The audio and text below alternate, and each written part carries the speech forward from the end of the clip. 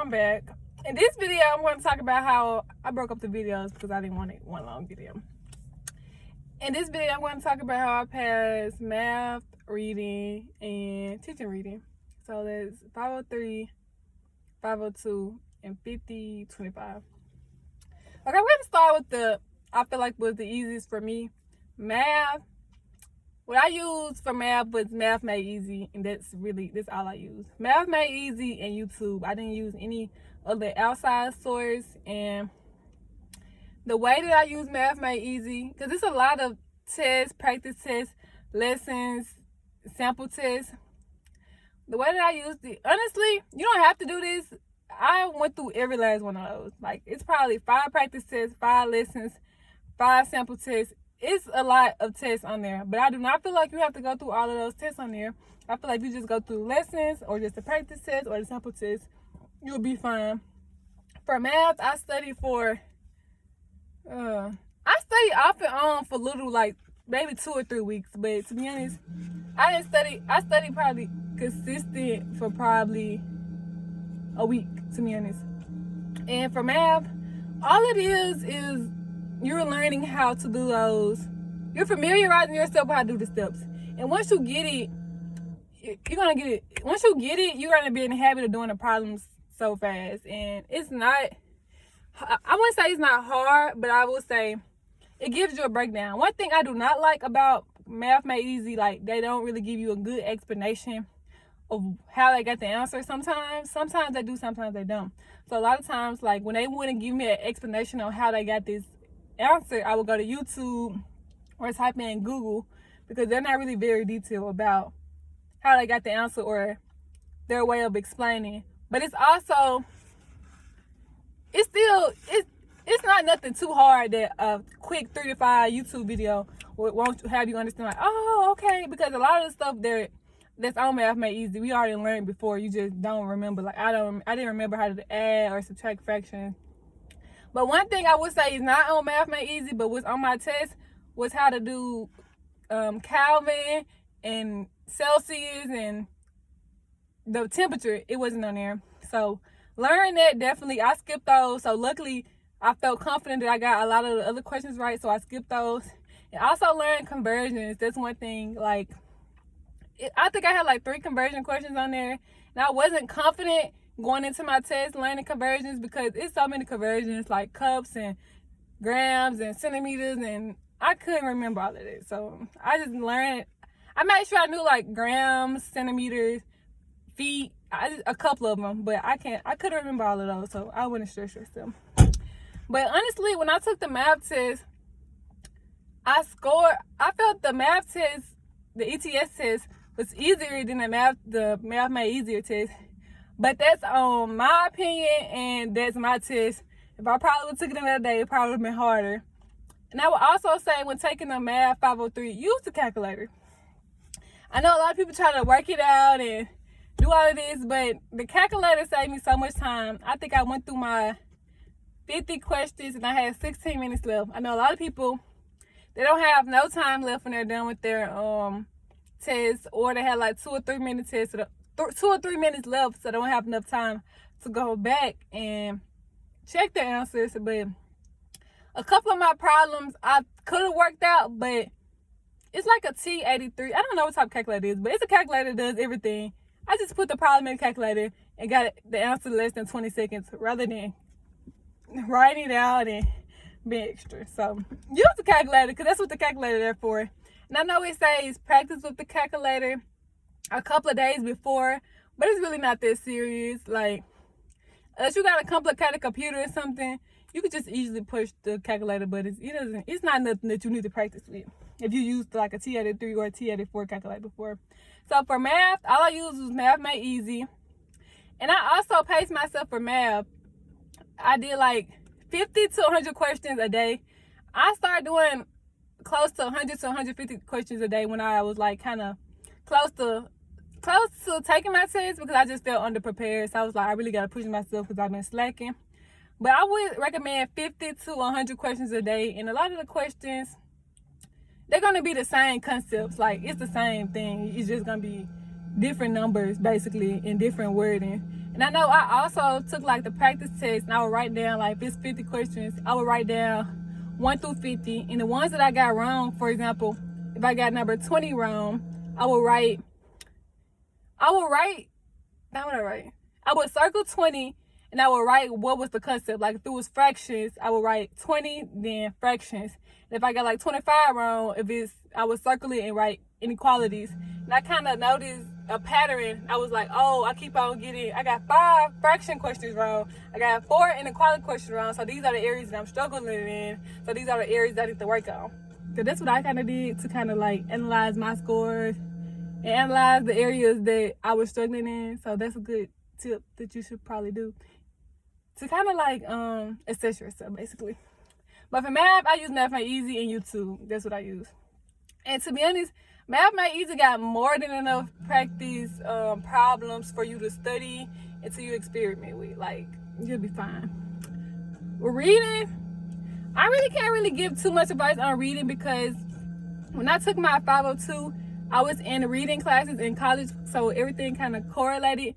But I know phonological awareness, phonemic awareness, and to be honest, those were 2 things I did not understand. It just didn't make sense to me, like the umbrella and the blending. But now it makes a lot of sense to me, and I'll be honest, it took a while for me to get it. It took a lot of drawing, a lot of sketching, a lot of videos. I use Reading Rockets and Caitlin Jasper. I don't really know her name, but she's on YouTube. A lot of people know about her.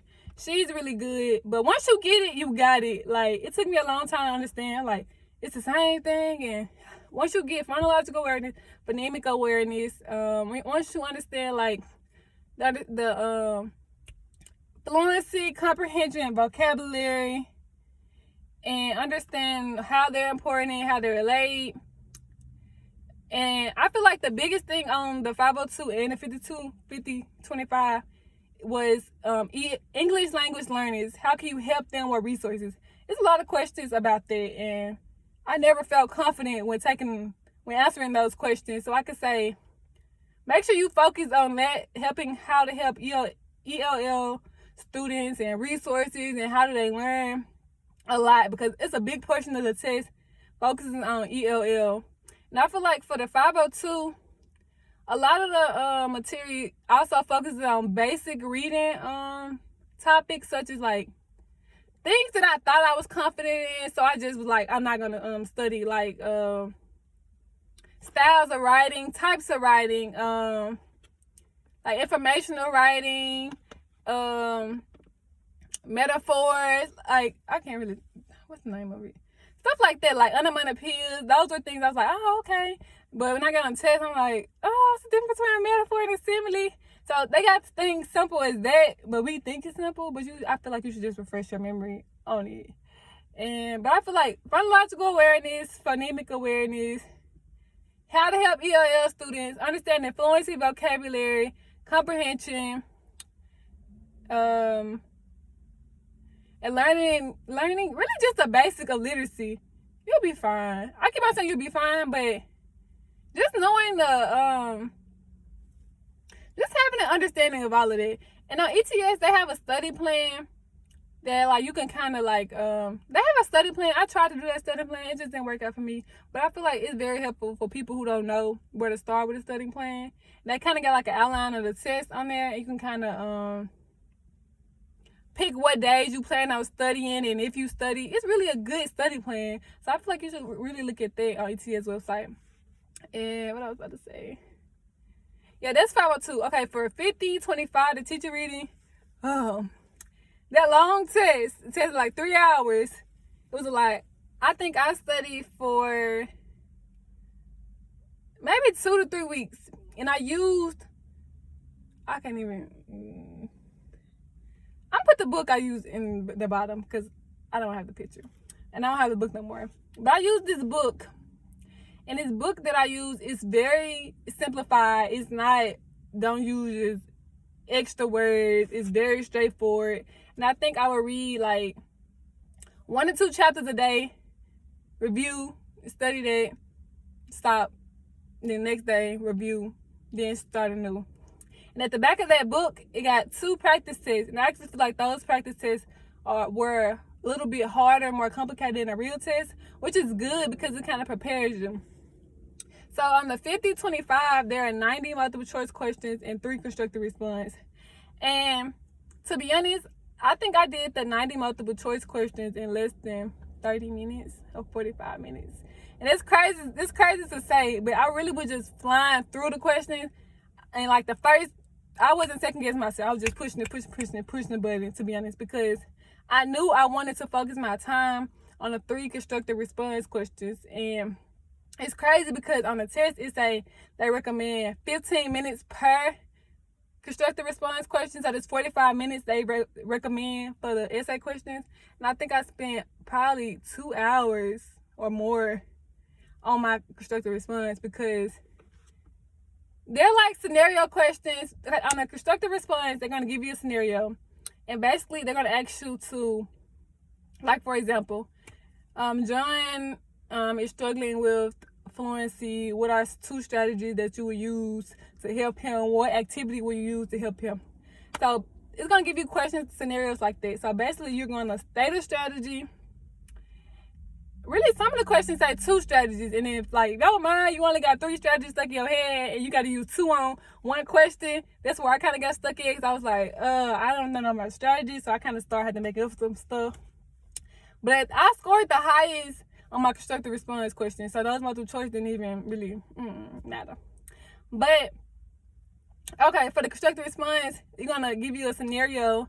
You're gonna state the strategy, why the strategy is important, and how you're gonna use the strategy, and how the strategy is gonna benefit the student.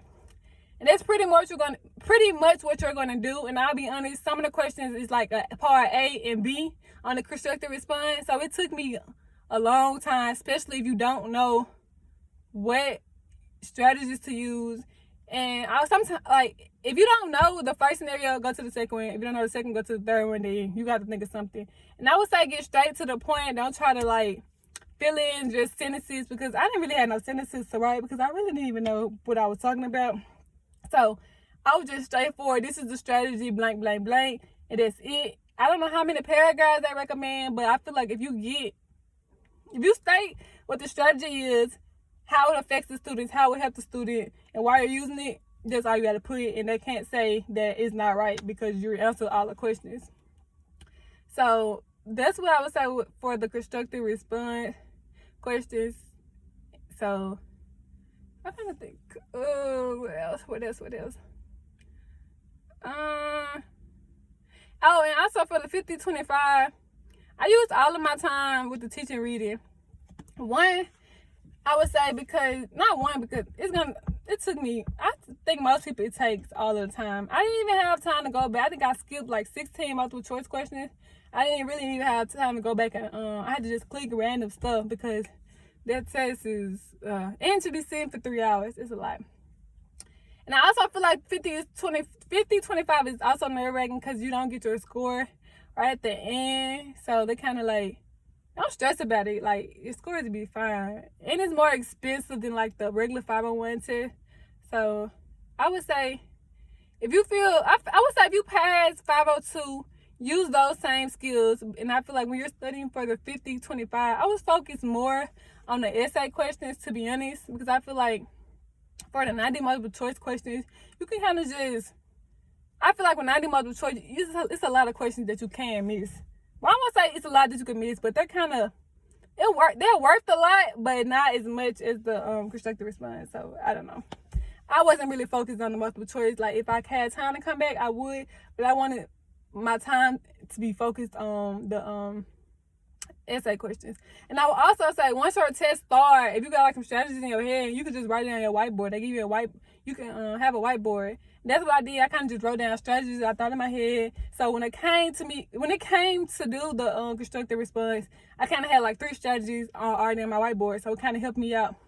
And I would also say, you can flip all the way to the constructive response. I know some people kind of like skip to their essay questions instead of doing a multiple choice.